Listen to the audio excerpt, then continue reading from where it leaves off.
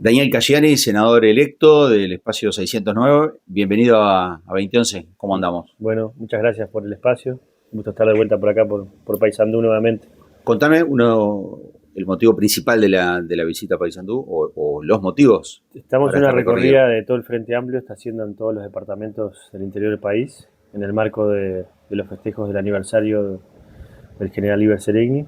Nació en 1916, cumple una buena cantidad de años y además aprovechando también la actividad que realizan año a año en la meseta de Artigas los compañeros de la departamental del Frente. También se va a hacer además de la recorrida de prensa que estamos haciendo, reunirnos con los compañeros y compañeras, una actividad también de reconocimiento a los dos generales. En la meseta de Artigas están las cenizas esparcidas del general Iber Seregni.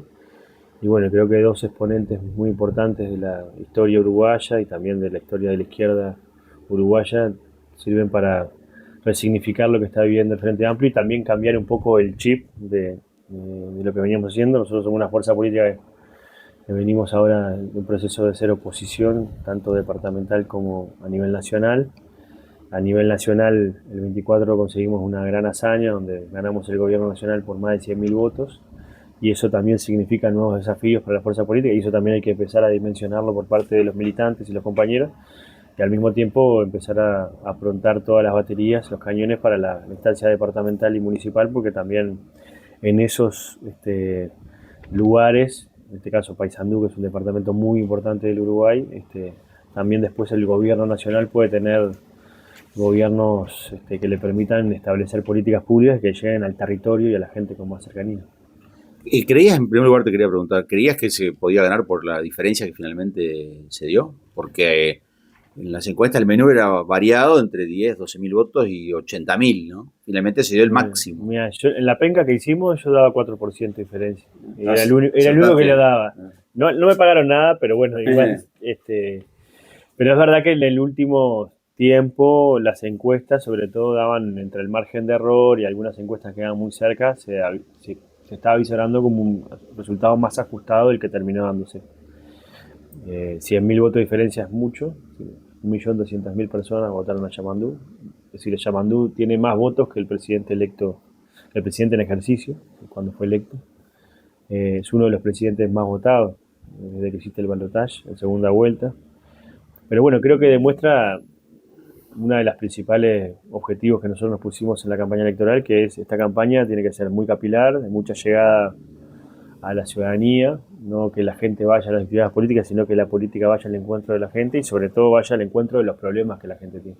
Yamandú tuvo la capacidad de conectar en su discurso las realidades, diferentes realidades que estaban viviendo los uruguayos y después además agregarle una capa más que es a eso ponerle una propuesta de cambio. Entonces esas dos cosas me parece que terminó siendo, junto con una movilización muy importante del Frente Amplio, junto con una apertura y también una humildad que muchas veces desde el otro lado no se miraba con ese sentido, con mucha unidad, porque el Frente trabajó con mucha unidad, del otro lado tampoco hubo mucho trabajo unitario y además la otra campaña fue una campaña del miedo, ¿no? Sí, sobre todo una campaña de qué se podía perder y sobre todo de trabajar en esa idea que muchas veces se instalan y que creo que es el peor de las ideas, que es construir identidad por oposición. Es decir, yo pertenezco a algo porque estoy en contra de y no porque estoy a favor.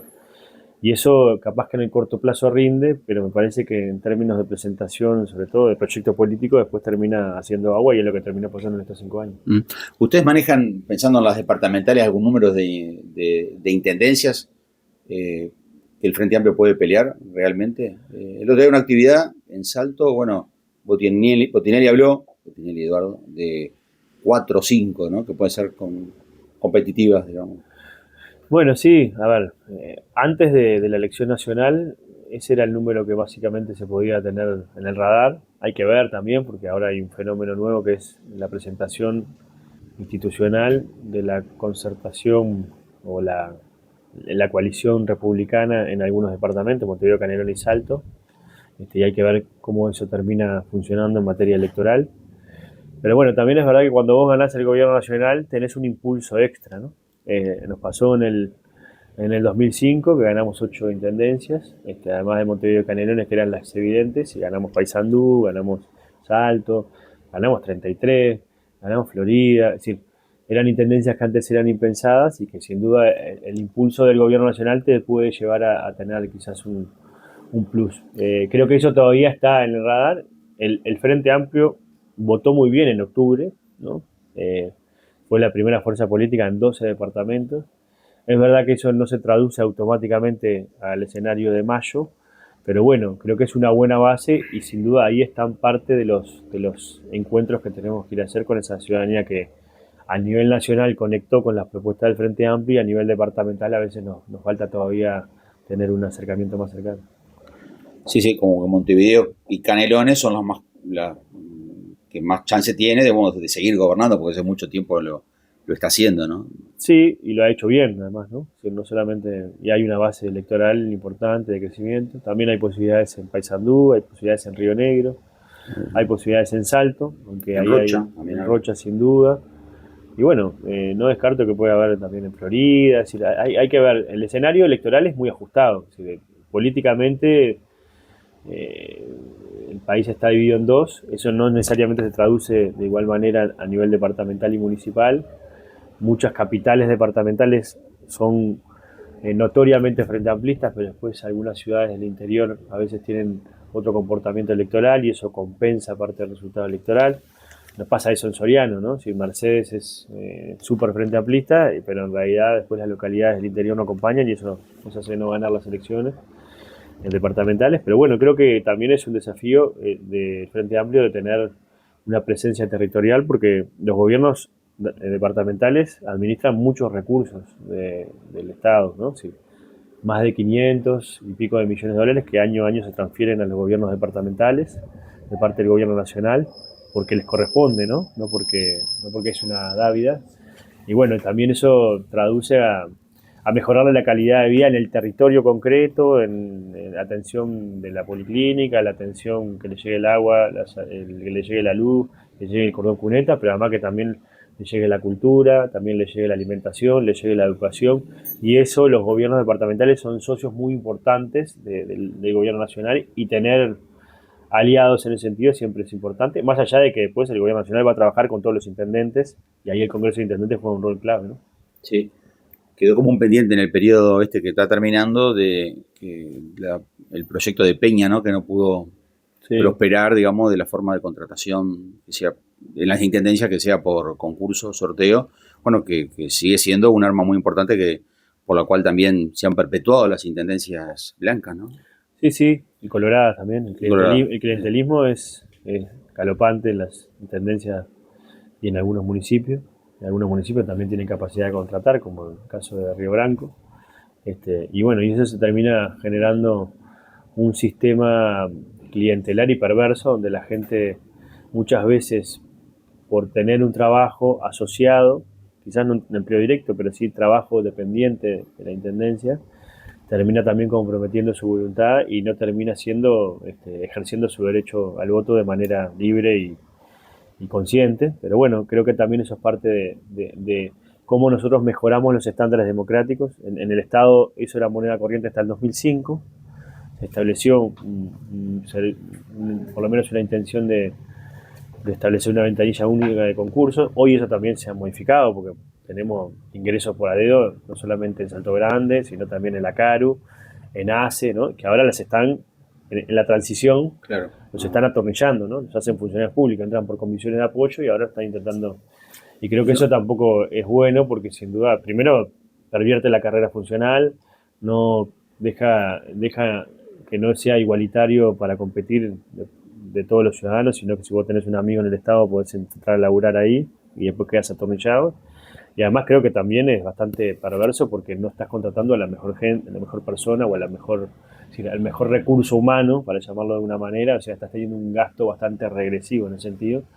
Y bueno, eso también es parte de lo que hay que ordenar. Por eso el próximo gobierno de Yamandú tiene que tener una fase, nosotros lo definimos como un gobierno de reconstrucción nacional, ¿no? De poder recuperar y reordenar la casa porque en algunos lugares hemos tenido... Hablas de reconstrucción, no de refundación, ¿no? Que él mismo lo descartó, ¿no? No, yo creo que sí, porque además tenemos 15 años de gobiernos del Frente Amplio que permitieron, entre otras cosas, el desarrollo del sistema integral de salud, la reforma tributaria, la reforma laboral, reforma en el sistema de jubilaciones y pensiones, pero hay cosas que se han deteriorado mucho y hay que ver cómo las recomponemos. Entonces creo que hay que reconstruir y al mismo tiempo ir pensando cuáles son los desafíos que tiene el gobierno futuro, ¿no? Es decir, para poder también ir mirando no solamente las urgencias, que es muy importante, porque la gente que no come tiene que tener alimentación, la gente que no accede a un medicamento tiene que tener un medicamento, la gente que no accede a la educación tiene que acceder a la educación, y eso tiene que hacer que las cosas sucedan. Por eso Yamandú hablaba siempre de la revolución de las cosas simples, pero al mismo tiempo tener en cuenta la agenda de mediano y largo plazo, que tienen que ver con el fomento de la producción nacional, el comercio, el laburo de calidad, el salario, las jubilaciones y las pensiones, y al mismo tiempo lo estructural, ¿no? Cómo el Uruguay se inserta en el mundo globalizado, cómo hacemos una agenda de crecimiento económico más permanente, cómo tenemos una agenda de la competitividad del Uruguay, que no solamente la competitividad esté vista con si yo pago menos salarios o no, sino cómo mejoro las cuestiones logísticas, cómo mejoro la educación y la innovación incorporada a la producción, y eso también es competitividad, ¿no? Y bueno, eso tiene que ver con la agenda más de largo plazo, pero bueno, echar esas tres agendas es también lo que tiene que hacer el próximo gobierno en términos de desafíos, ¿no? ¿Dónde crees que el ciudadano va a notar el cambio de gobierno una vez que asuma? El próximo gobierno, el 1 de marzo, en los primeros meses de gobierno, ¿dónde va a estar el acento? Y bueno, primero en escuchar a la gente. Este va a ser un gobierno que va a tener mucho oído, mucha cercanía, y también por un lado tener rostro humano, es decir, que los problemas de la gente no nos sean indiferentes, no sean ¿Crees que va a haber un paquete de medidas, digamos, en el... No, yo creo que va a haber un conjunto de iniciativas que cada una se van a ir desplegando en función también de las realidades institucionales. Es decir, el próximo gobierno primero tiene que ver qué tiene en caja, es decir, cuánto dinero tiene en caja, cuántos pagaré tiene por pagar, que eso también es un tema que nosotros no tenemos claro. Sí tenemos evidencia que ACE tiene una deuda de más de 150 millones de dólares, que en las carreteras tenemos más de 1.000 millones de dólares para pagar las obras que el presidente se ha encargado de ahora promocionar como parte de resultados del gobierno, pero que le deja al gobierno siguiente pagar todas esas obras que se han hecho. Ni que hablar los temas que hacen a los problemas de la desocupación. Este es un departamento que tiene un guarismo de desocupación casi un 14%, y sin duda es un tema complejo porque la media nacional estamos casi hablando del 9%, ni que hablar la gente que está subempleada, la gente que está en negro, o sea, que está informal. Es decir, hay toda una agenda que son muy importantes y hay que ver cómo se atienden y cómo también se van compatibilizando entre las urgencias, las políticas de reconstrucción y la mirada a largo plazo. Sí, en ese sentido se habló como crítica al gobierno saliente de la situación del litoral, que no la contempló, ¿no? Cuando había una diferencia muy importante con Argentina, que llegó a ser hasta el 180%, ¿no? Seguramente es multicausal el fenómeno, pero sin duda que erosionó a Paysandú. O sea, sí.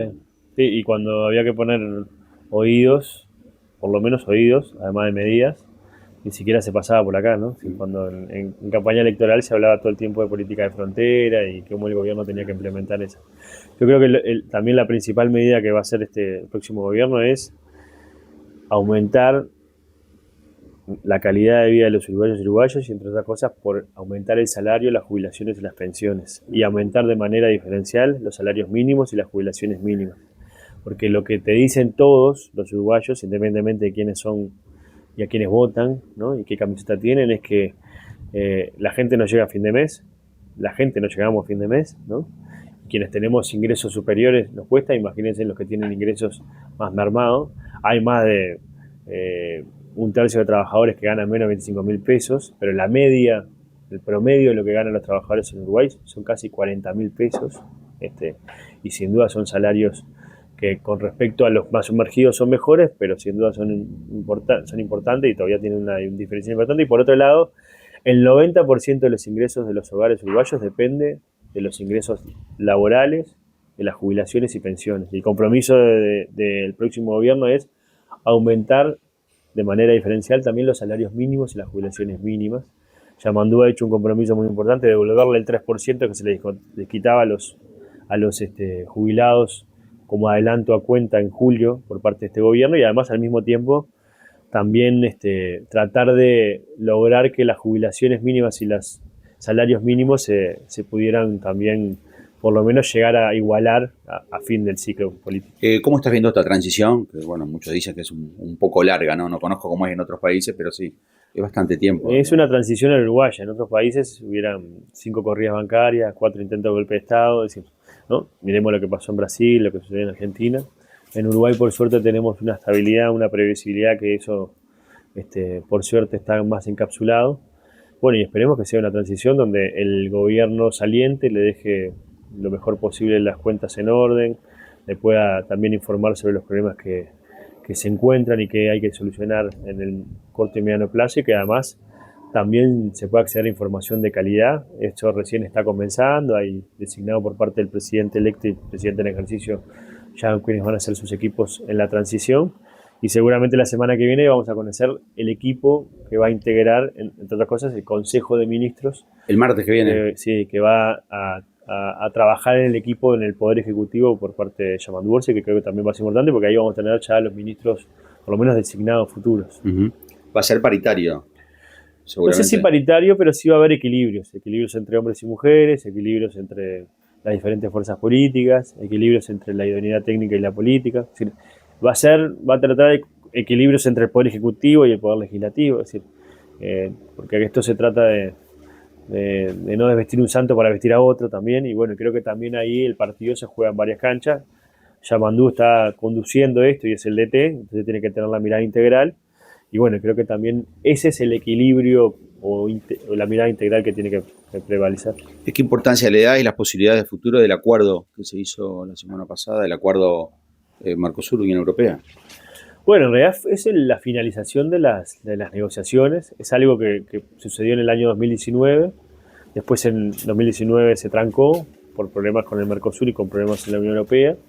Esperemos que esto no suceda nuevamente. Pero bueno, sin duda es importante que se hayan culminado las negociaciones y que dos regiones tan importantes como Mercosur y Unión Europea, que hace más de 25 años que están negociando, puedan nuevamente tener un proceso de poder avanzar a otro plano de relacionamiento institucional, una asociación estratégica no solamente desde el punto de vista comercial, sino también desde el punto de vista político y desde el punto de vista de la cooperación. Y bueno, después hay que ver la letra chica de cómo afecta y cómo beneficia al sector productivo uruguayo esto. Por algunos lugares se dice que el sector cárnico va a ser beneficiado, por otros lados se dice que el sector lácteo puede sufrir algún tipo de consecuencia. Es decir, hay que empezar como a analizar un poco más y sobre todo estudiar más cuáles son los impactos para ver también esos beneficios, cómo se redistribuyen con los que a veces tienen impacto negativo. Orsi dijo que Brasil es nuestra China y Argentina, ¿qué sería? Bueno, hay intenciones también de tener un buen diálogo con Milei. Sí, con Argentina. Creo que eso no lo dijo Orsi, lo dijo un asesor de Padrón. De internacionales. Creo que lo que dijo Orsi, que es importante, es volver a la región, ¿no? El Uruguay va a volver a la región, vamos a volver a tener relaciones amistosas con los gobiernos de la región, independientemente de quién gobierne, eso es importante.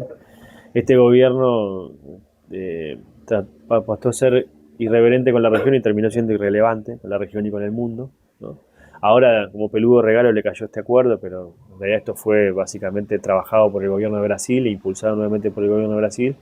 Pero bueno, creo que la región es importante por todo. Argentina es un país muy importante, es el único país donde los uruguayos no nos sentimos extranjeros, viven más de 300.000 uruguayos que se han radicado ahí, tenemos fronteras limítrofes y administramos importantes cuencas hidrográficas como el río Uruguay, tenemos la central de hidroeléctrica de Salto Grande, tenemos el canal de acceso al puerto de Montevideo. Es decir, con Argentina tenemos que llevarnos bien hasta por conveniencia.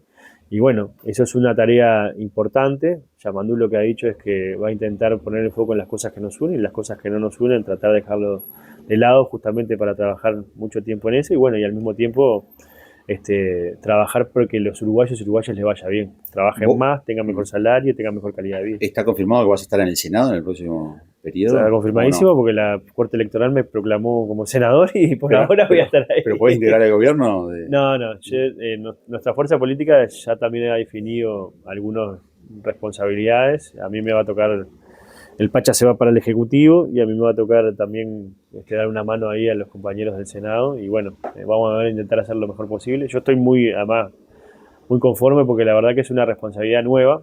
Yo soy senador de la oposición y es la primera vez que me va a tocar ser senador del oficialismo.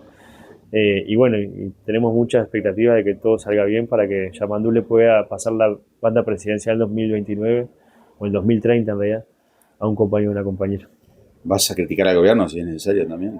Por supuesto, pero primero hay que ver en qué ámbito, como se hacen con los compañeros, primero en privado y después en...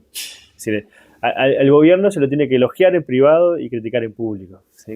Así como los amigos, así que entendemos que sea eso, pero yo parto de la base que este va a ser un gobierno muy bueno y que hay un cambio del ciclo político. La gente también quiere un gobierno que hable menos y haga más, que anuncie menos y concrete más, que escuche más y que esté más cerca de la gente. Y creo que Yamandú, por lo menos en las primeras medidas que está tomando, con su forma de laburo en la intendencia departamental y además con lo que ha hecho la campaña electoral, por lo menos está dando muestras importantes de que se viene un cambio en ese sentido y después los resultados la gente los evaluará en las elecciones correspondientes. Perfecto. Bueno, gracias por tu tiempo. Gracias por el espacio.